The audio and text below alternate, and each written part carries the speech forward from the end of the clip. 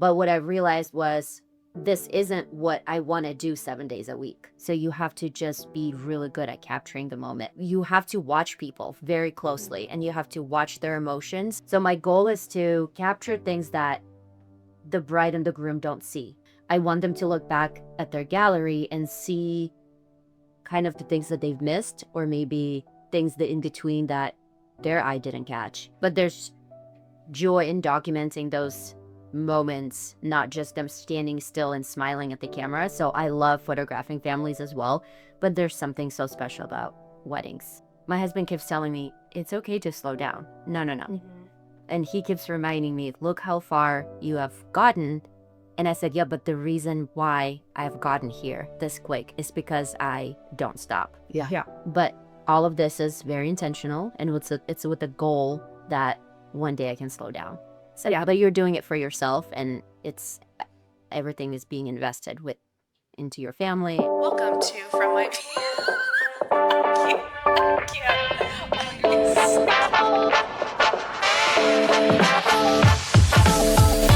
Welcome to From My Vue podcast, brought to you by the partners at From Vue Marketing.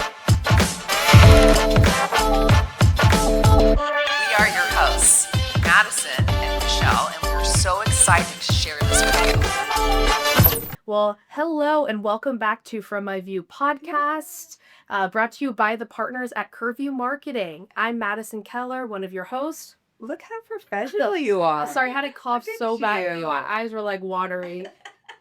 I'm getting over a sickness, so I do Just getting over it. apologize. And I'm Michelle Delsagetti, and I'm wearing my hat today, my courtier hat, because my roots are not done, but they will be, right, Jen?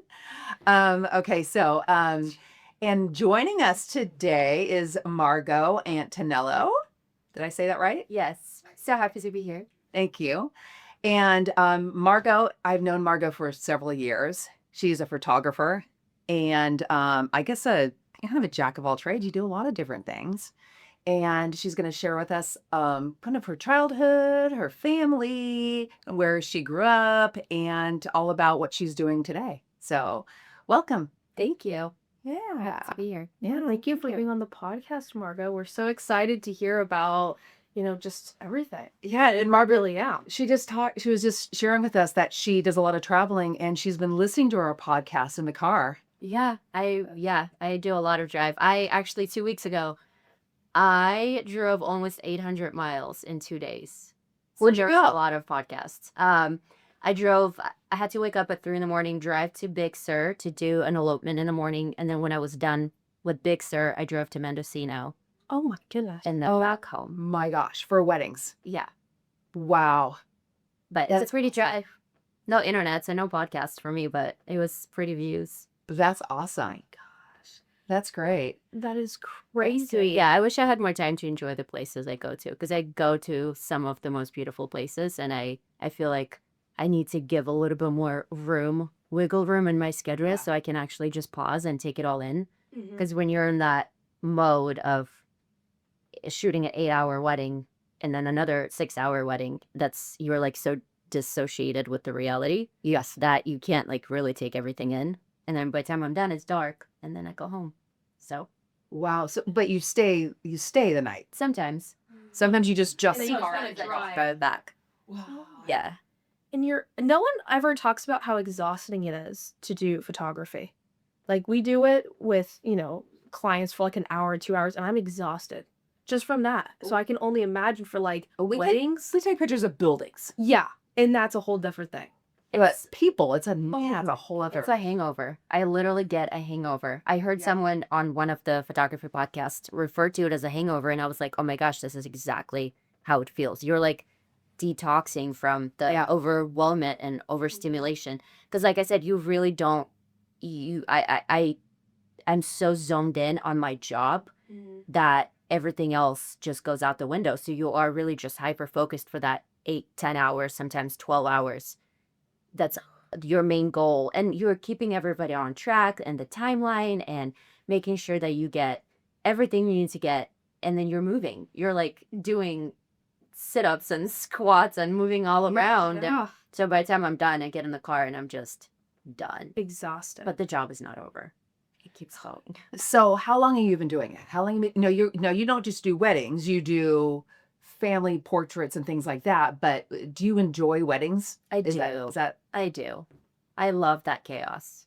do you? Okay. Yeah. And it's so what I found, I started doing photography professionally a little over a year ago, and I started with family portraits, and kind of in my favor when I picked up the camera and was comfortable to start professionally taking photos, it was September of 2024. So then holiday season was right upon us, and Yeah. I got a lot of bookings for those Christmas cards and family portraits because the season is really big on, the families.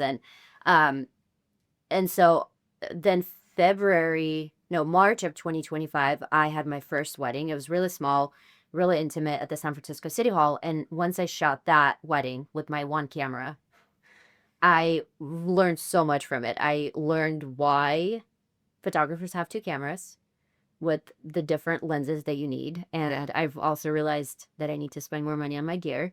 But I also learned how much more emotion is involved in shooting a wedding versus a family. Like everything there's very little prompting that you have to do. Everything just unfolds in front of your eyes.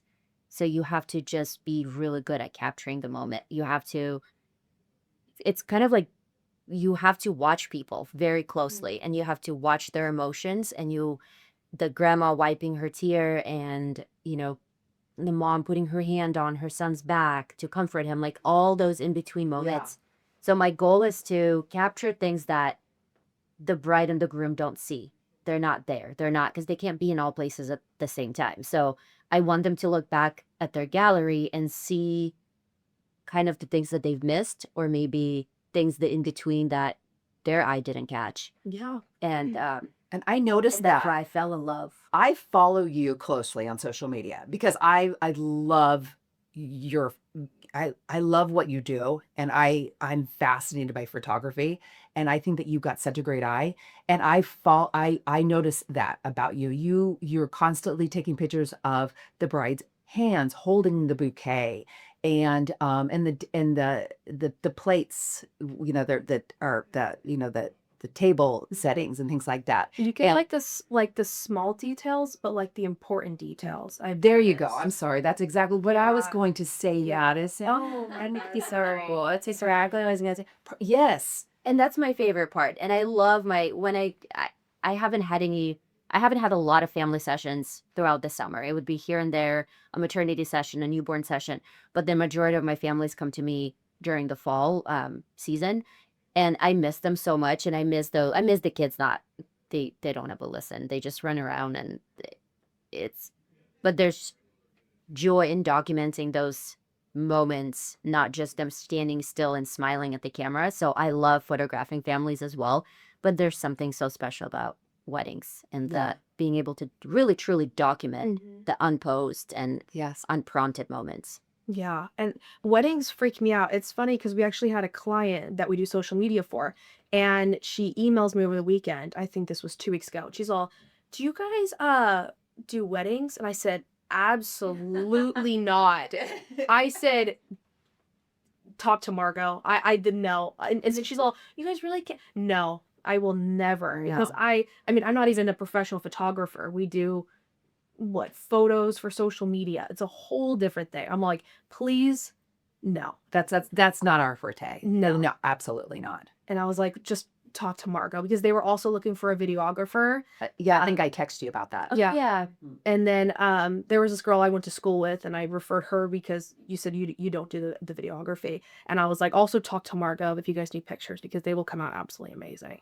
I don't think I could do it. There's no way. Yeah. Yeah. When Yeah. she asked me, I said, We stay in our lane. Yeah. That's not something we do. no. You have to know what you're good at, and that's what you're good at. Yeah. You really are good at that. And even with photography, I have clients ask me sometimes if I do boudoir photos. And I mean, I know how to work my camera, but that's not my lane. Wait, There boudoir are- photos? Boudoir.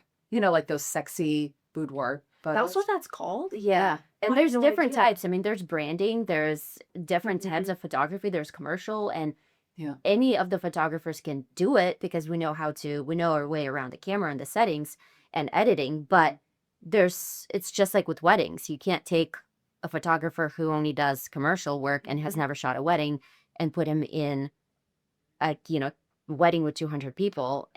It's just very different. And I don't know that I can take a picture, but I know there's a lot of very talented photographers that specialize in that, and they will 100%. pose you and they will prompt you and they will speak to you in a way that will make you feel confident. That's not my thing. Yeah. Yes. So I wouldn't want, yeah, Yeah. I agree. I agree. I don't want to mess with that area Yeah. and then end up being disappointed in my work and then having the client not be satisfied. So Yeah. And I Yeah. You've really found your niche. Niche. niche. yeah. Yeah. You found it. And you can just tell Right. it through the photos. But I wanted to change gears a little bit and kind of talk about who Margo is and kind of where you started and now going into photography. So do you want to talk a little bit about your, childhood, early adult years? Love to Yeah. kind of Where'd you grow up? So I was born in Russia. My mom and my dad moved here when I was 11. So it's always been just the three of us until I started my own family. But grew up an only child. It was very lonely, very isolating.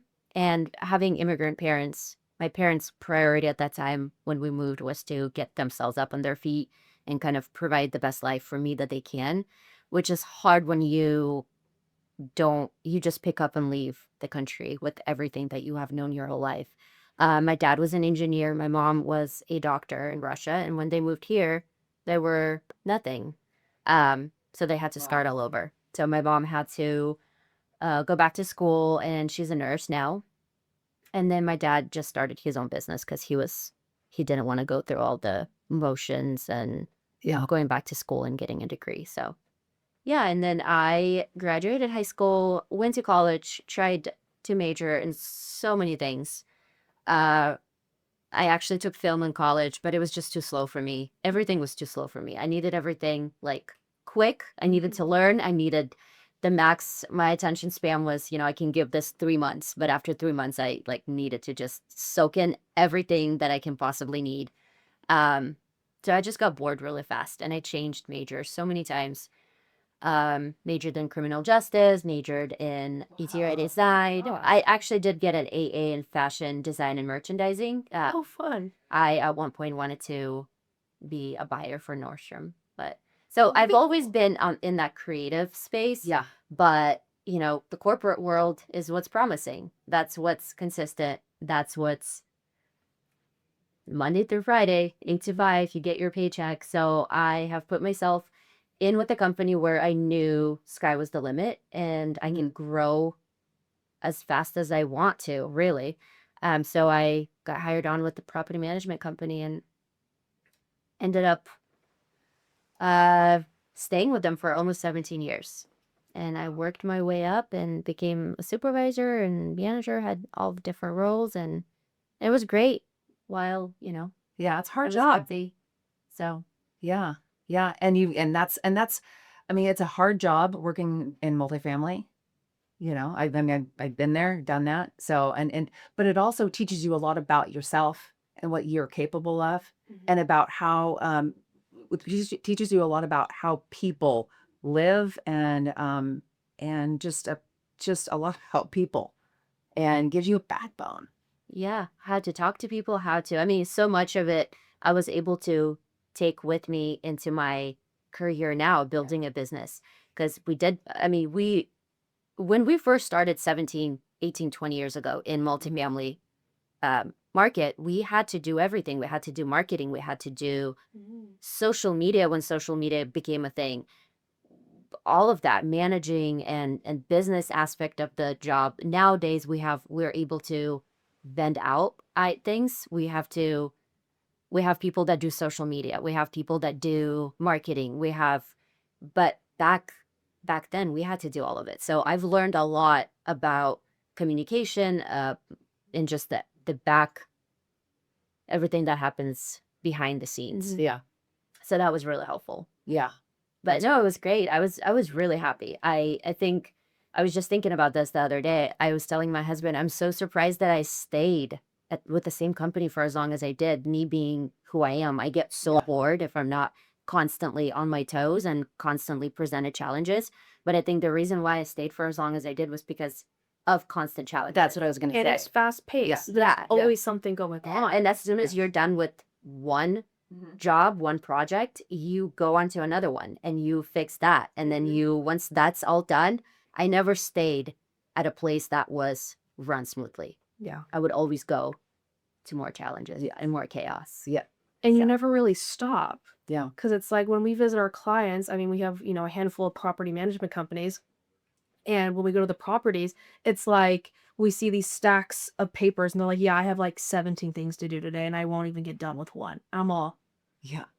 There's constant. constantly something. Mhm. But then in the middle of that, there's a domestic dispute at the property. Yeah. And Abby, you have to, guess what? Yeah. You thought you were going to get through half of that, but now you're not getting through anything. And now like Yes. all of that is like on the back burner and you have to deal with somebody who just drove into a building or Yeah. the gate's broken. I'm like, oh my gosh, Yes. I could never do that. That's every day. Yeah. And that's every day. That's every single day. Yeah, I know. Oh my god. And I think that's what kept me in It was also today. exciting. I mean, I always like go to the properties and like, because I've never been in property management. I've only been in marketing, and I just hear these stories. I'm all, you guys are doing with what now? Okay, this is kind of exciting. Let me sit down for a second and see how this rolls out. Yeah. But it's just the most bizarre things happen. And I'm all, how does that work? Yeah. It truly is. Definitely keeps you on your toes. And yeah, you never complete any project ever. Everything, right? Yeah. Never do. So that's exactly why you never left, because it kept you on your toes. Have you ever seen that meme that said what my friends think I do for work? Versus what I really do. Yes. Yes. Because like most of my friends and most of my everybody just thinks, oh, you just rent apartments. You just people come in, you give them a brochure. Yes, exactly. Yeah. You collect the rent. Yeah. Yeah. Yes. Okay. Yeah. And you sit in the office and you have treats and coffee. You drink your coffee. Yeah, exactly. No, that's definitely not what you do. Yeah. No. And you have a free apartment. Yeah. Yeah. Oh man. No, that's definitely not what it's all about. So, and then I remember you reaching out to me saying, I'm going to leave and I want to start my own business. And you did. Yeah. You left, which I'm so happy you did. And you decided to start your own business. And this wasn't what you had in mind initially for photography. And then right before we started filming today, you were talking about how, it's so much more. I mean, you don't realize that when you start your own business, it's so much more than actual what you're doing. Like, yeah, we do marketing, but there's so many more things than There's so many more layers. There are layers. Because we hear all the time, they're like, oh, so you just do marketing. Marketing's like the fun part of it. I was like, well, yeah, it is very fun, but I mean, you don't even see a half of what goes on behind the scenes. Yeah, we work 7 days a week. We work all day long. And I remember you told me that when I met with you for coffee, and I was kind of picking your brain and asking you questions. How is it, because I was initially thinking, okay, you start your own business and you're on your own schedule. So you literally pick and choose when you work, when you don't work. That sounds awesome. Like, I want to do that. What have I been doing with my life for the last 17 years?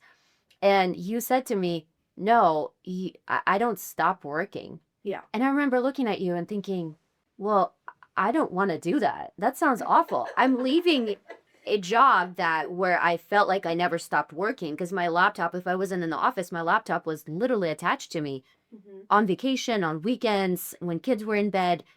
I was like, I don't want to do that again. And that's why I ended up switching from the original business that I wanted to start, which I did start it. I had everything planned out. I had my business cards, I had insurance, LLC, website built, everything. But what I realized was, this isn't what I want to do 7 days a week. So then when photography kind of started, I I've never worked so hard in my life. Even working in multifamily, Yeah. this is by far the hardest job I've ever done because it doesn't stop and it's just you. Yeah. You don't have the overhead. You don't have Mhm. HR, accounting, marketing to reach out to. If you need anything, it's all you. You. Yeah. And if you don't work, you don't have a job. Yes. Then you So- don't have money. So you have to work to even get a job. Yes. The work starts way before Yes. you even get on the phone with a client. Yeah. And if you're lucky, they book you, and then the work just continues. Yeah. But there's so much. I have so much more appreciation for business owners now than I've ever had, just because I never understood. Yeah. It's kind of like my friends now that tell me, oh my gosh, that's so awesome. Isn't that crazy how you made in one day what I make in 2 weeks? Yeah. And you're like, yeah, but there's so much more overhead. Like you have to think about you're advertising on social media. You have to go out and you go to these events and you have to network. And then you're also your own bookkeeper. And then there's so many layers to it. And then we also have to we have to do the editing and we have to there's it's just But it's like reaching out, like when you're in the corporate like world or when you work under somebody, you can just reach out to that department, CC them in an email. I need help on this. There's nothing. It's you. You said it perfectly. It's really just you. And you will still get the paycheck. That's the thing. If, somebody who came through the door and you spent an hour touring, or whatever, and they end up not renting, you still get a paycheck. Yeah. When you're just you, Yeah. you don't get a paycheck. You just spent how many hours? Yeah. Right. And that's all And wasted. I also had to stop booking sessions for the season. Like I will take on, but I have to be very strategic and look at my calendar. And it's not because I have sessions every single day, because I'm still editing. I have 3 weddings that I have to deliver. I have family sessions. So I literally cannot take any more work this month, not because I have the physical work, Yeah. but it's that one day that, I made what, someone Yeah. else can make where it has to work 2 weeks to make, because that one day doesn't stop. Yeah. There's Yes. so much. The sneak peeks that have to go out within 72 hours. And then the full gallery has to be delivered. I'm also adding a photo book for my largest package that I offer. And that takes, now I have to create this book and then send it to the client and then have them proof it if they like it, if they like all the photos. And then I will submit it for printing. And then, so there's just, And if they make any changes, yeah. well, they make changes. Well, then that takes your time yeah. So those are all things that people don't realize. That's time. And I can only imagine, is there usually a lot of changes when you send over photos for like a wedding or for family photos usually? Usually not. Okay. Usually curious about that. I try to be really transparent with my style and with my editing style and how I'm very documentary, which I feel like I have been attracting a lot of clients that like me or choose me because of that, because of my documentary approach. And I always tell clients when I talk to them first on the phone that I will prompt you and we will get those, the portraits, the classic portraits, and we will have those pictures with your parents and immediate family. But my approach throughout the wedding is very candid and documentary. And like I won't get involved as much unless I have to. Mhm. And clients know that up front, so they know what to expect. So if they want a certain look, if they want the look of editing to be very filmy or very warm tones, there's so many different ways to edit and different editing styles. Mine is, I try to lean towards true to life color. So they know that. So when they're signing a contract, before they even reach out to me, they already know kind of what they're going to get. And that's why having like a portfolio is so important. Yeah. Because, Yeah. and even a bride is looking for a photographer. They just want to, quickly see if it's something that aligns with what they want. And consistent portfolio too. Like all the galleries have to be consistent. Otherwise, think if you're looking at potentially hiring a photographer and you're looking at their portfolio, but all the colors are different in every single gallery. So this one is very bright and this one is very more vintagey and warm. And the other one is, so it's like you don't know what you're going to get from that photographer.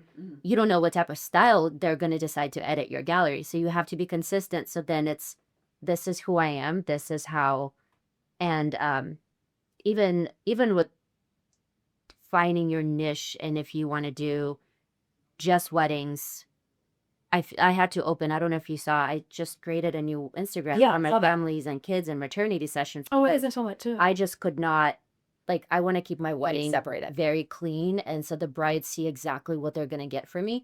And then same thing, because yes, the brides end up turning into moms and families. And then sometimes I end up having returning clients when, after photographing their wedding, then I, end up doing their maternity session and then doing their family photos. But most of the time it's either this or that. If somebody's looking for a wedding photographer, they don't really want to see kids on Ours is Christmas tree. Yeah. And vice versa. Right. Moms with kids, they want to know that you can manage their chaos. And you're good with their kids. Photographing a bride and a groom is very different. Yeah. No, I like that. I saw that. Yeah. And that's perfect. And I felt I felt such a weight lifted off my shoulders when I started that Instagram, because now I feel like I can just post without having to fit into the grid of my wedding birthday stuff. Yeah. I see what you mean. I thought it looked really clean. Thank you. Yes, it looks really good. Have you noticed it? You may haven't. She just did it. No, Yeah. no, I 2 weeks haven't. ago. Because I've been always looking at it on Curveview, and then I remember, because I have all of like the accounts on my phone, and I was like, oh my god, am I even following on my main? Because I'm always on Curveview so much, so I followed it on there. But I don't think I've seen, because you made another one. You kept your existing one for weddings, and then you made a new one for Because I families. don't post families on my wedding Instagram, and then during like family, like now during fall season, people are still booking me, but they want to see examples what it looks like when you're photographing a family with 4 kids. Yes. And I have nothing on my Instagram, so I have to individually send them galleries. Yeah. So then I just ended up opening a new Instagram, and That's kind of perfect. separating. That's a great idea. I wanted to ask, so you travel quite a bit for photography and for your clients. Do you have like almost like a top 3 favorite locations you've been to so far that you love to photograph? I'll make sure that's still on. I love the coast. I love Mendocino. I love Fort Bragg. It's I think that's my favorite so far. I do have a wedding in Hawaii in April, and I'm flying out to Palm Springs this weekend. So we'll see. I have a lot of new destinations in 2026. That So- sounds so much But fun. the coast it's the fog and the trees and just the coastline, and Oh, of course. Yeah. there's something. There's so much magical about the ocean. Yeah. For sure. Anything but the wineries. Oh, yeah, I feel like I do. I love them, and they're all so different. They're very different from each other, but I feel like they're different. The building where the reception happens is different. Yeah. But the wineries are all Vineyards. The vineyards They are are all still the same. They're all the Yeah. same. I see. So I do love that different locations. There's one venue, the Strauss House in Marshall. So it's right next to Point Reyes. Okay. That one was really pretty. As a couple did an oyster bar, like fresh oysters. That was during the cocktail hour. Yeah, that's what she wants. And like fresh oysters that were just brought in that morning. Yeah. That was awesome. That's cool. That is sick. That is cool. That is really cool. I've seen some really cool things that people have been starting to do in their like weddings. What That's was it? just completely different. What was the other thing you were just talking about the other day? Huh. Was it the girl they carry around the? Oh no, that was for a business event. No, they have that for weddings. I know, but what is Oh, she thought this was so cool. The caviar, like Caviar. caviar, where caviar? they have like the servers that walk around, but they have this like thing they wear on their like waist, and they have this little dish, and they open it for the caviar, and they'll put it on like chips or like little crackers. No, I saw that being done with cannolis. It's the same. I saw concept. a guy was on Instagram. He had this thing hanging off with a board in front of him, and he literally would just take the cannoli and fill it up right in front of Yep. you and sprinkle powdered sugar, grab a napkin and hand it over to It's you. like the same And I concept. was like, yes, please sign me up. I would love it. Yeah, wouldn't that be Oh my cool? gosh. Yeah, it's kind of like very similar. I love that. I love all the new. I've had couples get like a burger truck that comes at 11:30 at night for the late night snack because dinner ends. Everybody gets hungry and everybody's drinking and partying. Or donuts, like all these little Donuts. things. Yeah, Like Minis donuts or something. I've I seen would love people that. do like renting out the In-N-Out trucks. yes. Yeah, it's because my brother Yeah. works for In-N-Out, and I was like, I wonder how much that is. And then he's like, they do it all the time, like all the time. There's like Yeah. a team that does it, and they bring people in if they need to for that specific area. I'm all, I want that for my wedding. No, but that is true. Everyone goes to In-N-Out or pretty much just In-N-Out because it's the only thing open late. So And why it's not bring it? good. Yeah. Consistently good. Yeah. It's not like going to like Carl's Jr. Ugh, or like Yeah. I'm hungry. You can hear my I stomach. can hear your stomach. Yeah. Eat today. We're We're talking talking about about food, and I'm like starving over here. Oh. But my other question is, what location are you looking forward to in the future of doing? Is there something you're like, I want to shoot there? I would love to. I had an elopement in Yosemite. I would love to do more national parks. Oh yeah.